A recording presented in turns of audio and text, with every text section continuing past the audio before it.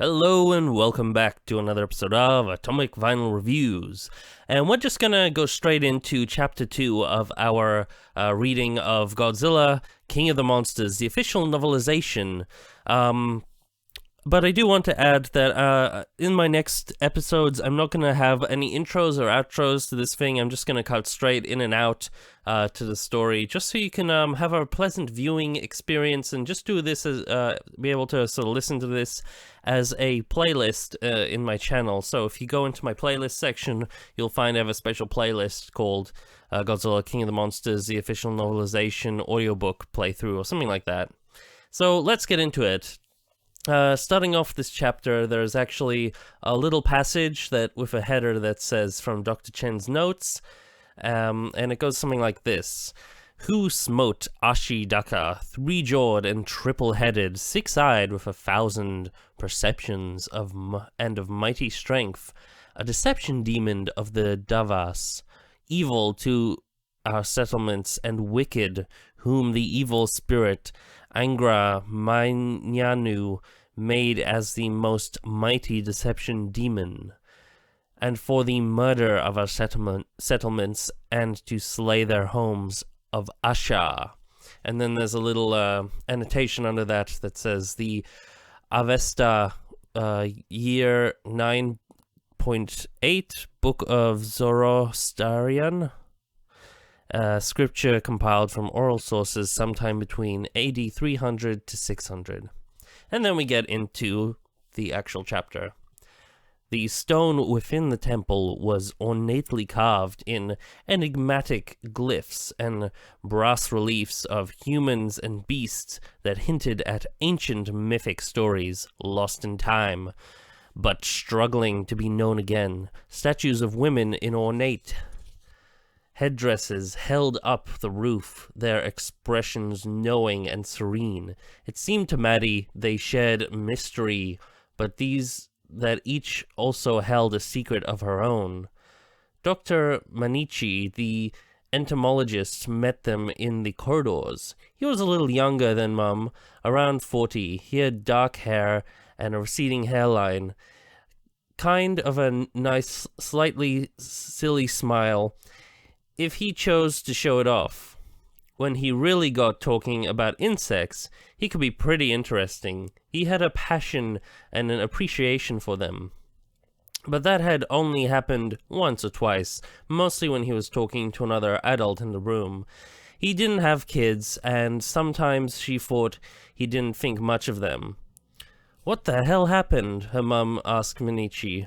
No idea, Dr. Minichi said.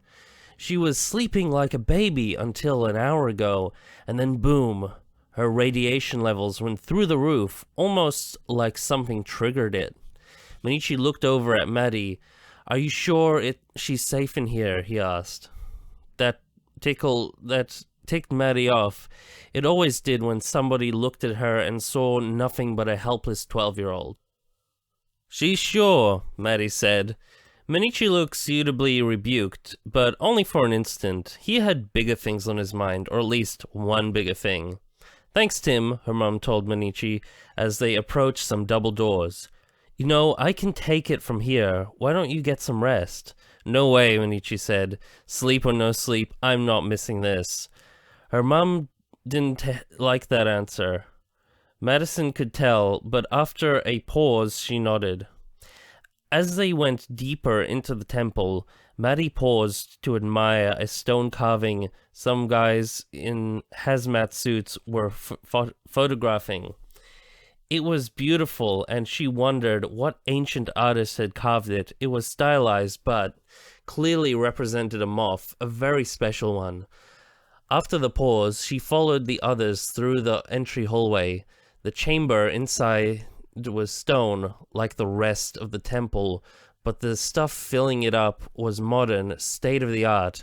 Overhead illumination had been wired to the low ceiling. Desks with computers, diagnostic equipment, and multiple displays butted up against the wall, leaving some of the corridor free for the approach to a much larger central chamber. On the screens, EEG and EKG machines presented their continuous reports. Radiation profiles shifted and reconfigured. Sonar images and just mounds of data. Scientists and techs in Monarch apparel excitedly scurried about their jobs. When she had last been there, it had been a lot quieter. Was it happening? Finally? Sedatives, her mother asked Manichi. No effect, he said. This thing wants to be born. A high-pitched chittering drowned out every other sound. Madison jerked her gaze to the central chamber, which she could see through the decontamination lock at the end of the corridor. It was a big room with bigger-than-life statues of women looking down upon a very large altar stone. Their arms were behind their backs, supporting the walls. They leaned forward a little, and their carven expressions were encouraging, Maddie thought, like when preschool teachers were trying to get a 5-year-old to pronounce a new word the right way. Sunlight shone down from openings in the pyramid's apex. Climbing vines had invaded the chamber, draping everything in green. Birds fluttered through the shafts of light. Everything seemed to be waiting for what lay on the altar, and that was something fantastic. Some of Maddie's earliest memories were of the backyard behind their small house in Boston. There she had discovered a world as complex as any jungle on Earth, a community of strange creatures that could hold her fascination for the best part of a lazy summer day. The butterflies and moths that drank from the flowers, the dragonflies, veined wings glistening in the sun, the spiders, some steadily stalking their prey, others waiting in their webs for it to blunder along. Rainbow-colored beetles, so metallic in appearance that they seemed more like robots than living things. Ants building their colonies, their empires. It was like a world from a distant past, before vertebrates inherited the world. With only the occasional squirrel, bird, or human being to disturb her fancy, giants stalking through their world. Insects had fascinated her the most because of the way they transformed throughout their lives. It seemed so mysterious that they could have such completely different forms in the same life. Kittens, puppies, chicks were just little versions of their parents, but cicadas laid eggs that hatched into worms. Worms then burrowed into the earth for 17 years before transforming into something with legs and a triple segmented body, until finally that too split from its skin and spread its wings. What rested on the ancient altar brought all that mystery back to her, amplified and sort of inverted. In her backyard, insect eggs had been tiny. To them, she was a giant of unfathomable size. Now the situation was reversed. It looked a lot like the silken egg sac spiders wove, a roundish thing with a skin of threads attaching it to the stone. So it appeared dome-shaped. Of course, no egg sac she'd ever seen had been big enough to contain a double-decker bus inside. Light flickered bioluminescence, like that of a firefly, revealing the squirming shape within, something alive, becoming something trying to get out. The sack was completely surrounded by metal catwalks, giving access to her mum and the other scientists who studied it. A larger platform looked down on it from above. Maddie knew not all of that was about science. Some of the equipment was in case things went wrong. A containment field could be switched on if the hatchling became violent, and her mother had also mentioned a kill switch if things went very wrong. Added to that was a team of military type in hazmat suits, armored with shock rifles. But hopefully none of that would be needed. Dr. Chen had once told her the creature's name meant giver of life. Everything would be fine. Nevertheless, Madison's heart was racing. She and her mum had been talking about this for so long. Now that the moment was actually here, it seemed unreal. The voices of the other people in the room sounded distant to Madison. She was completely focused on the movement within the sack, which was intensifying, as was the oscillating radiance. "Mum," she said, "I think it's happening." She wasn't afraid. She realized she had thought she might be. After all, the Titan was being born. A thing like Godzilla and the Mutos, a creature capable of crushing a city into ruins. But instead, all she felt was awe at what she was witnessing, like the time she had observed a butterfly emerge from its chrysalis. But this was on such a different scale. How long had this egg been waiting? Centuries, scientists thought, or even thousands, maybe millions of years. And she was here to see it happen. "Her time has come," her mum said. The guards moved from the edge of the room, surrounding the sack, shock rifles ready. Maddie watched them, puzzled. What did they think they were doing?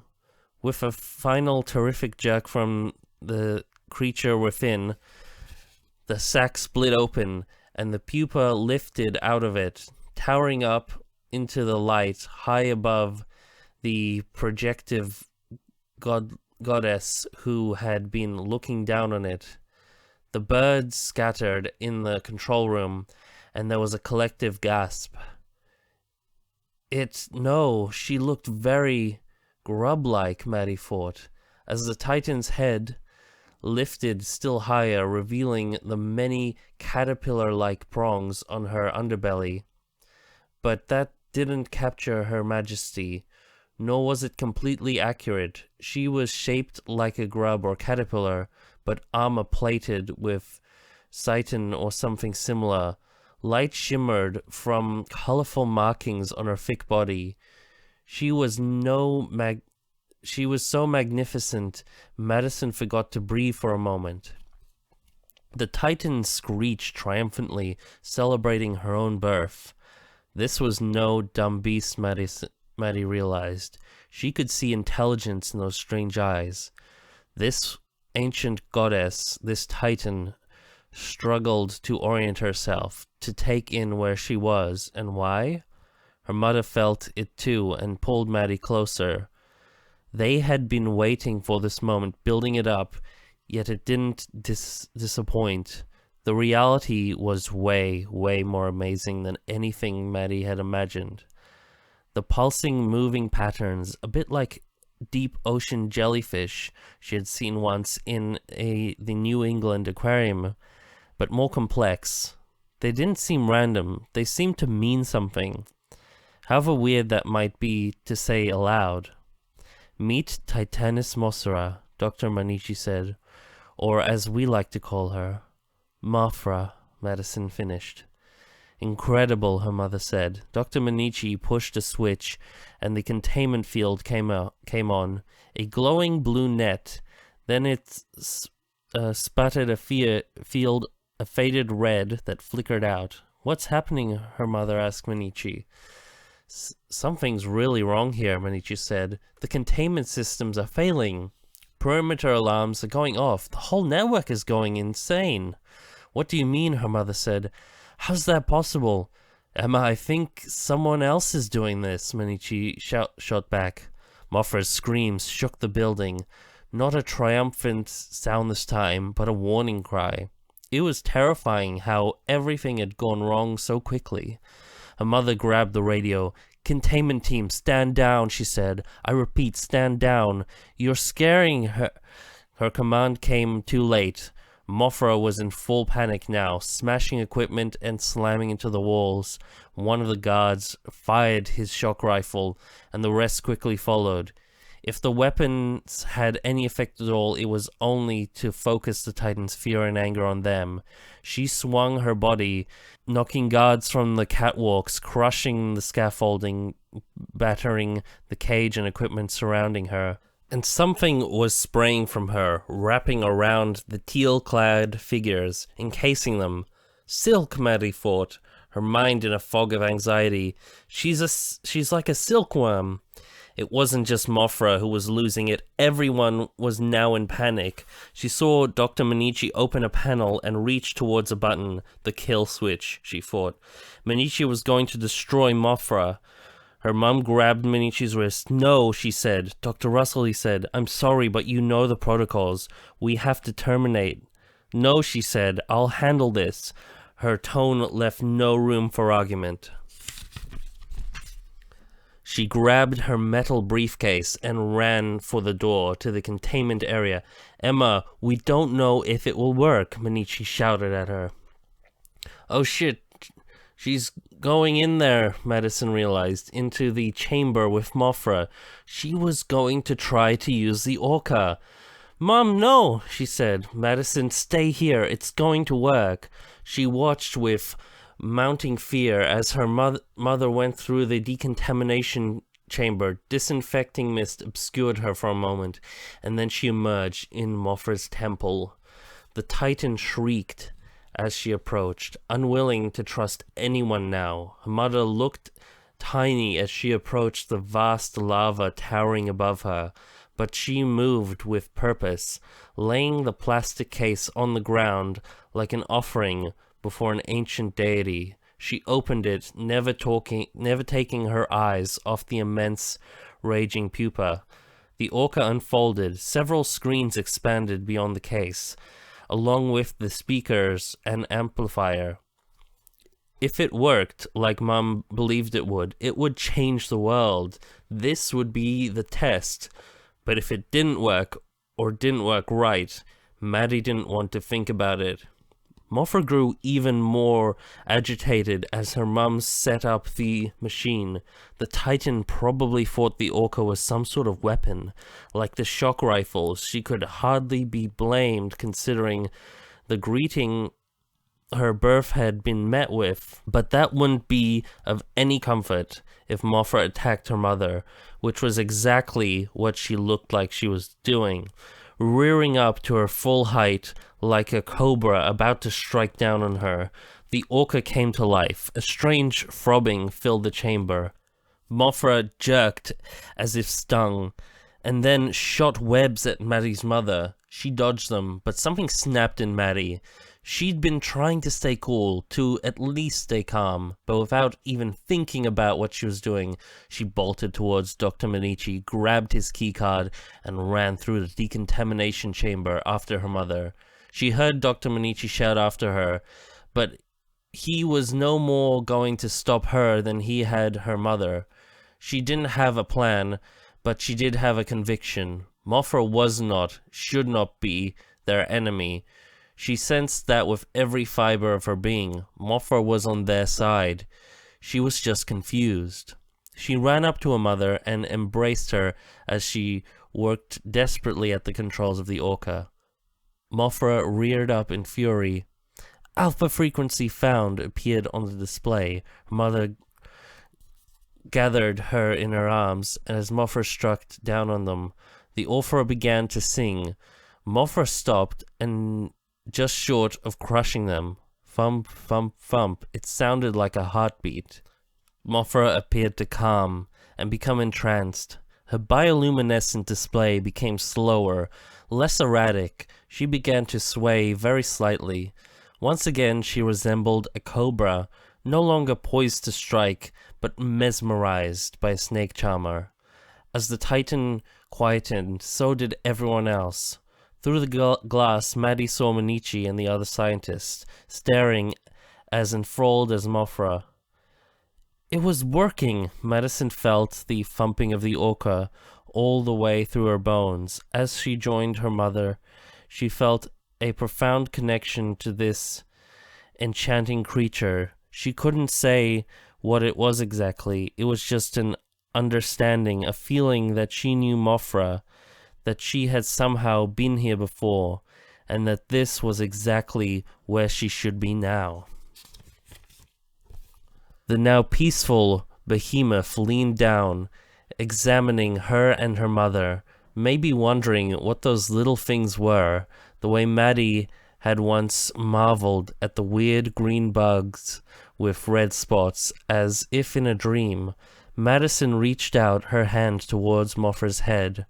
Her eyes were like blue diamonds, each larger than Maddie's head. What would it be like when they touched? Mothra exhaled, and her breath pushed them back like a strong, warm wind. Her breath smelled like hay and rotten eggs. They both laughed softly as the last of the tension dissolved. An explosion shook the entire chamber, followed by deadly rattle of gunfire. Mothra jerked back, as startled as Maddie. At first she thought the containment guards had lost their minds, but when she looked, she saw strangers had invaded the temple. They swarmed through the control center, shooting the Monarch personnel. She saw Minichi 1 minute alive, the next just a crumpled corpse. She saw Lee fall and Costas. This isn't happening, she thought desperately, as they weren't killing anyone. Why would they? But the murder continued before her horrific gaze, until the invaders had no one left to shoot except for her and her mother. Then one of them, the leader, she thought, turned his gaze on them. His eyes were empty, cold, like the eyes of a shark. Her mother pulled her close. But then the man was no longer looking at them. His attention shifted to Mothra, and the faintest of smiles touched his lips. As the orca continued its rhythmic song, Mothra roared so loudly, Madison thought that the very stone would crack. And there we go. There's the end of Chapter 2. We'll continue to Chapter 3 in the next episode.